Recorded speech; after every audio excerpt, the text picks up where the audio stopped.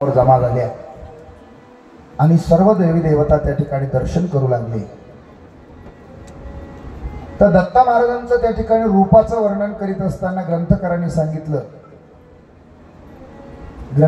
सांगितलं म्हणण्यापेक्षा स्वतः दत्त महाराज सांगत आहेत आणि राजा दलादन ऐकत आहेत। दत्त महाराजांच्या स्वरूपाचं वर्णन असं सांगितलं, काही दत्त महाराजांच्या डोक्याकडून साधूजन आहेत आणि काही पायाकडून आहेत। पायाकडून असलेले लोक म्हणायला लागलेत कसंही आपल्याला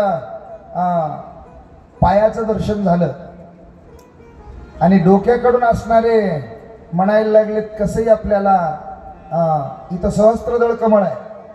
इथं काय आहे? सहस्त्रदळ कमळ आहे, हे शेवटचं टोक आहे। सातवा चक्र आहे। आपल्या शरीरामध्ये 6 चक्र आहेत आणि इथं 7वा चक्र आहे, आणि इथं याला सहस्त्रदळ कमळ म्हणतात।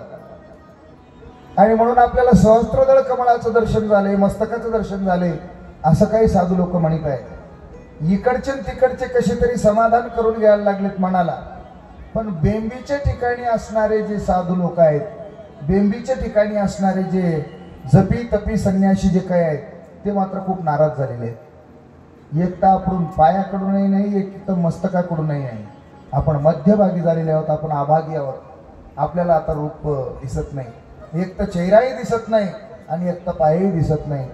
अशा स्वरूपाचा सुंदर त्या ठिकाणी सोहळा साजरा होऊ लागला। सर्व सोहळा साजरा संपन्न करून जिकडं तिकडं आपापल्या स्वस्थळाला देवी देवता निघून गेल्या आणि दत्त महाराज त्या ठिकाणी गुप्त रूपामध्ये अनुसयेच्या गृही राहू लागले। आजच्या दिवशी आपल्याला राजा यदूचं चरित्र पाहायचं आहे। राजा यदू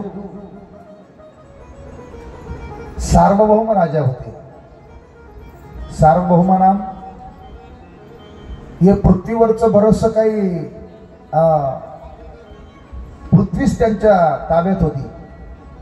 त्याला चक्रवर्ती राजा किंवा साम्राज्य राज्य असं म्हणतात। आणि सार्वभौम राजा असा असणारा राजा यदू,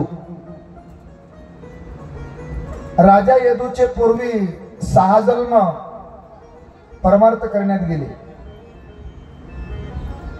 पण कसं आहे मंडळी, परमार्थ करीत असताना सुद्धा नियमानं